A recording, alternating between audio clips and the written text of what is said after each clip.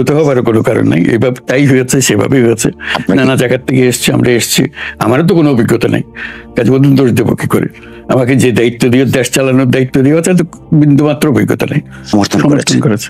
এবং রাজনৈতিক দলগুলো যারা পাওয়ার কন্টেন্ডার সবাই তারা আপনাকে সহযোগিতা এবং সমর্থনের প্রতিশ্রুতি দিয়েছে।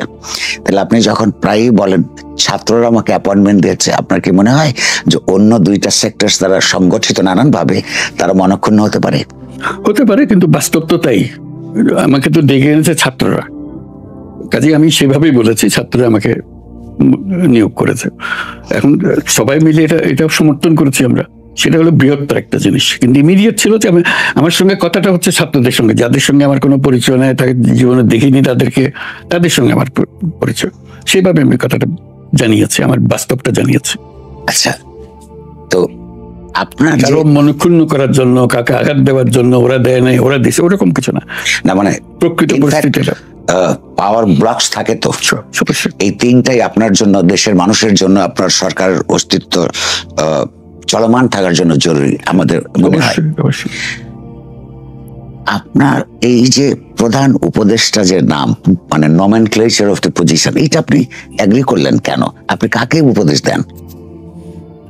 ওগুলো আমার মাথায় আসে নাই। নামটা কি, উপদেশটা হলো না কি হলো, দায়িত্ব নিতে বলেছে, আমি দায়িত্ব নিতে। আমি জানি পজিশনের নাম না, উপদেশটা মানেই আপনি কাউকে দেন। এগুলো ব্যাখ্যার মধ্যে যাই নাই, বলছে আপনাকে দায়িত্ব নিতে হবে এই সরকারের, আমি দায়িত্ব নিয়েছি। কি নামটা কি দিল না দিল, কোথার থেকে মনে হয়েছে? বড় মনে হয়নি, মানে কারণ বলছে যে এটা এই ধরনের পরিস্থিতি ধরনের নামই হয়, কাজে আমার চ্যালেঞ্জ করার কিছু নাই। দুইটা ভিন্ন, একজন চিফ থাকে, চিফকে অন্যরা উপদেশ দেয়, তাহলে আপনি উপদেশ দাতাদের মধ্যে প্রধান, কিন্তু কাকে? এটা চিন্তা করি নাই। আচ্ছা, আপনি যে মন্ত্রী পরিষদ তৈরি করলেন ছাত্রদের আহ্বানে, অন্যদের সমর্থনে, সেইখানে কি আপনার মন্ত্রী পরিষদ গঠনে পরিপূর্ণ স্বাধীনতা ছিল? পরিপূর্ণ বলবো না, এটা তো তাৎক্ষণিক ভাবে হয়েছে, এটা এমন কিছু না, চিন্তা ভাবনা করে করা হয়েছে। কাজে আমাকে যতটুকু বলা হয়েছে আমি সেটা করেছি, অন্য কারা কি করলো সেটা নিয়ে মাথা কামাইনি।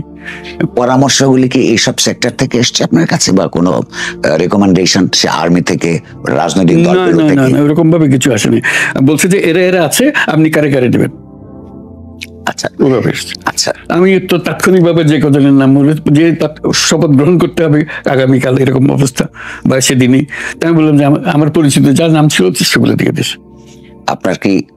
আপনার কাছে কি খবর নিশ্চয়ই আছে, বা আপনার এজেন্সিস গুলো এই খবর কি দেয় যে আপনার সরকারের যারা সদস্য তাদেরকে অন্তত দুটো ক্যাটাগরিতে জেনারেলি ভাগ করা যায়?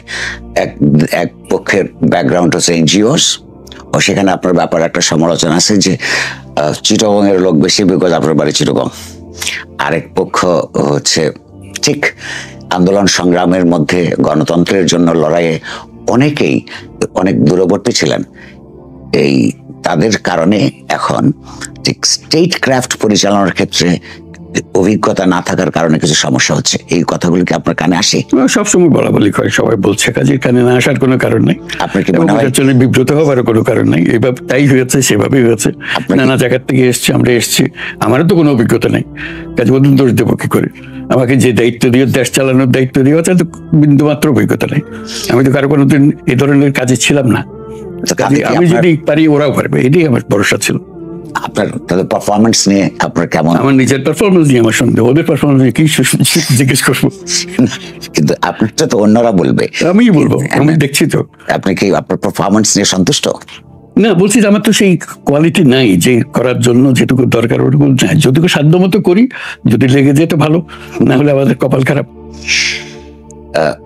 রাজনৈতিক দলগুলোর সঙ্গে যেই পরিমাণ সমঝোতা এবং যোগাযোগ থাকা দরকার বলে পত্র পত্রিকা বা অন্যান্য যাদেরকে আমরা বলতে শুনি, সেই পরিমাণ সমঝোতা এবং যোগাযোগ কি আপনার আছে বলে মনে হয়? আমাদের কাছে মনে হয় কিছুটা দূরত্ব আছে। আমার কাছে মনে হয় অবিশ্বাস্য রকম সমঝোতা, আত্মীয়তা, ঘনিষ্ঠতা আছে। এটা আমার একটু অবাক লাগে। কাগজে পত্রে দেখি তারা কি একজনের বিরুদ্ধে একজনের একটু কথা বলে, যখন সামনে আসে সবাই কি আন্তরিকতার সঙ্গে কথা বলে, আমার কাছে অবাক লাগে এগুলো, মনে বড় সাহস লাগে যখনই কথা বলি। ব্যক্তি হিসেবে যখন রাজনৈতিক দলের কারোর সঙ্গে কথা বলি, অন্যরা কেউ নেই, এক আসে, কিন্তু কি আন্তরিকতার সঙ্গে কথা বলে, কিরকম সমর্থন নিয়ে কথা বলে, আমি অভিভূত হয়ে যাই যে এত সমর্থন থাকা সত্ত্বেও এই দেশ চলছে না কেন। এর মধ্যে মাঝে মাঝে আবার এগুলো কাগজে পত্রে এরকম কথাবার্তা হয় কেন, এই দুরকম কেন, ব্যক্তিগত মনে হয় আপনার? এটাও তো রাজনৈতিক কত কিছু অঙ্গভঙ্গি আছে বলে, যেগুলো চালু হয়ে গেছে। ওইভাবে কথা না বললে এটা রাজনৈতিক নেতা বলে মনে হয় না, ওইভাবে ওই শব্দে কথা বলতে হয়, সুরে কথা বলতে হয়, টেলিভিশনে গেলে ওই কণ্ঠে কথা বলতে হয়। কিন্তু যে মাত্র ব্যক্তি হিসেবে কথাবার্তা বলেন, বলার সম্পূর্ণ ভিন্ন। কাজে সেটার আন্তরিকতা এবং সেটার ঘনিষ্ঠতা আমাকে অভিভূত করে, প্রতিবারই আমার এখানে অভিভূত করে। আপনাকে একটা অন্য কথা আসে, আপনার সরকার সেপ্টেম্বর মাসে, সম্ভবত অক্টোবরে, একটা সিদ্ধান্ত নিয়েছিলেন যারা এই গণতন্ত্রের আন্দোলন এবং অভ্যুত্থানে প্রাণ দিয়েছেন তাদের প্রত্যেকটা পরিবারকে 30 লক্ষ করে টাকা দেবেন। পরবর্তীকালে জুলাই ফাউন্ডেশন হলো, সেখান থেকে কথা এসেছিল যে আহতদের 1 লক্ষ টাকা করে এবং 5 লক্ষ টাকা করে যারা শহীদ হয়েছেন, তরুণ তরুণী, ধনী গরিব মধ্যবিত্ত নির্বিশেষে তাদেরকে দেওয়া হবে। আপনি নিশ্চয়ই অ্যাওয়ার যে সেই প্রতিশ্রুতি পালিত হয় নাই এখনো। এটা কেন? ইতিমধ্যে আপনারা 1000 কোটি টাকা করে বিভিন্ন ব্যাংককে দিয়েছেন রাষ্ট্রীয় এক্সচেকার থেকে, লুটপাটের কারণে যে সমস্ত ব্যাংক ক্ষতিগ্রস্ত হয়েছে, কিন্তু যারা এই ব্যবস্থাকে বদলালো তাদেরটা প্রায়োরিটিতে আসলো না কেন? তাদের প্রায়োরিটিতে ছিল বলেই তো কথা ঘোষণা হলো, প্রায়োরিটিতে ছিল, কিন্তু বাস্তবায়ন করা যায়নি। এগুলো হলো যে আভ্যন্তরীণ দুর্বলতা, ক্যারি আউট দ্য অর্ডার, এই যে কিভাবে টাকা কার কাছ থেকে কোথায় যাবে, কিভাবে বিতরণ হবে, এগুলো নিয়ে দেওয়ার ব্যাপারে কোনো সন্দেহ নেই। যত টাকা লাগে তাদের এই কমিটমেন্ট আছে এবং তাদের পুরো জীবৎকালে যত সমর্থন দরকার, যত পয়সা কড়ির দরকার, সবকিছুর জন্য কমিটমেন্ট আছে। এটা নিয়ে কোনো সন্দেহ নেই, টাকারও কোনো অভাব নাই। এটা মাঝখানের যে লাগতে পারে মোটামুটি। আমার এখন প্রজেক্ট করতে আমার ভয় লাগে যে কথা বলে ওটা পারি না, তো শেষ পর্যন্ত গিয়ে পৌঁছে না। কথার আন্তরিকতা তো মানুষ বিশ্বাস করে। আপনার অনুমান, অন্তত এটা তো খুবই একটা ইমিডিয়েট এবং প্রায়োরিটির মধ্যে থাকার কথা। এটা কি বিউরোক্রেটিক ট্যাঙ্গলস এর কারণে হচ্ছে? বিউরোক্রেটিক ট্যাঙ্গলস এর মধ্যেই এই কার হাত দিয়ে কিভাবে যাবে, কার কাছ থেকে কোথায় যাবে, এগুলো নিয়ে গোলমাল হচ্ছে, আর কিছু না। তাতে বিউরোক্রেসির কিছু হচ্ছে না, কিন্তু সরকার, আপনার সরকারের বদনাম হচ্ছে। এটা আমাদের সবার সম্মিলিত বটে। আমি ব্যুরোক্রেসিকেও দোষ দেবো না, তাদেরও নিয়ম কানুন আছে। আমরা হয়তো সেই নিয়ম কানুন বুঝি না বলে কানেকশনটা ঠিক মতো করতে পারিনি। আপনার কোন টাইম লাইন যত সহজে, আমি আবার মাস দিন একটা দিয়ে আবার বিব্রত হতে চাচ্ছি না আর কি।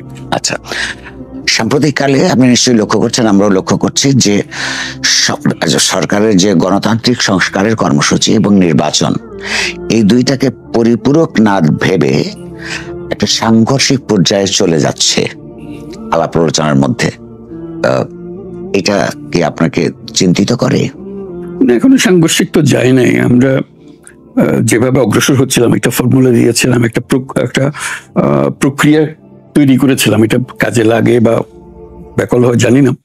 প্রক্রিয়াটা হলো যে কতগুলো কমিশন বসিয়ে দিয়েছে, প্রত্যেকটা সাবজেক্টের উপরে কমিশন বসিয়ে দিয়েছি। এরকম 15টা কমিশন হয়েছে। তার মধ্যে 6টা কমিশন প্রথম ঘোষণা করেছিলাম এবং এই মাসে ডিসেম্বরের মধ্যে 90 দিনের মধ্যে সে রিপোর্ট দেওয়ার কথা ছিল। তারা 90 দিনই শেষ করতে পারেনি, বলছে যে আগামী 7 তারিখে দেবে, জানুয়ারির সাথে 1 সপ্তাহ দেরি হতে পারে। তো সেটা সহজ, কারণ আমরা আয়োজন করতেও সময় লেগেছে, ঘোষণা করেছি, তাকে বসার জায়গা দিতে পারি নাই, কোথায় কে কার সঙ্গে পরিচয় করি, ওই সময় লেগেছে। কাজে ঠিক 90 দিন সময় তারা পায়নি সেই হিসাবে। তো তারা যদি 7 তারিখে দিয়ে দেয়, তাহলে জানুয়ারি 7 তারিখের মধ্যে আমরা 6টা কমিশনের রিপোর্ট পাবো। ওইখানে যাবতীয় সংস্কার সংক্রান্ত এই যে সাবজেক্টের উপরে আছে, যে বিষয়ের মধ্যে, সেখানে দেওয়া থাকবে, সবার সঙ্গে আলোচনা করে করা হয়েছে। তাহলে সংস্কারের রূপরেখাটা আমরা পেলাম।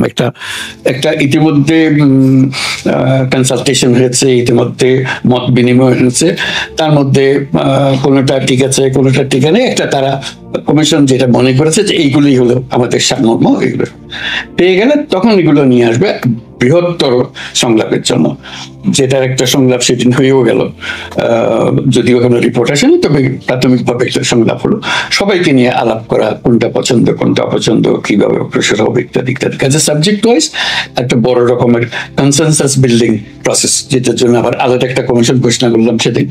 সেটা হলো এই 6 কমিশনের চেয়ারম্যানদের দিয়ে একটা কমিশন, যেটার প্রধান হিসেবে আবার বাইরের থেকে আমি নিজে এটা চেয়ারম্যান হলাম এবং প্রফেসর আলী রিয়াজকে সহসভাপতি করলাম, যে আমরা মিলে এটা একটা কনসেনসাস ডেভেলপের চেষ্টা করি। সেই প্রক্রিয়াটা আমাদের ঠিক করতে হবে, এই কনসেনসাস কিভাবে হবে, সমাজের কোন কোন গোষ্ঠীর সঙ্গে কিভাবে আদান প্রদান হবে, তাতে একটা সর্বমত সম্মত একটা কিছু বার হওয়া যায় কিনা, অন্তত কিছু, সবকিছুতে একমত না হলে অন্তত কিছু বিষয়ে আশা করি একমত হওয়া যাবে।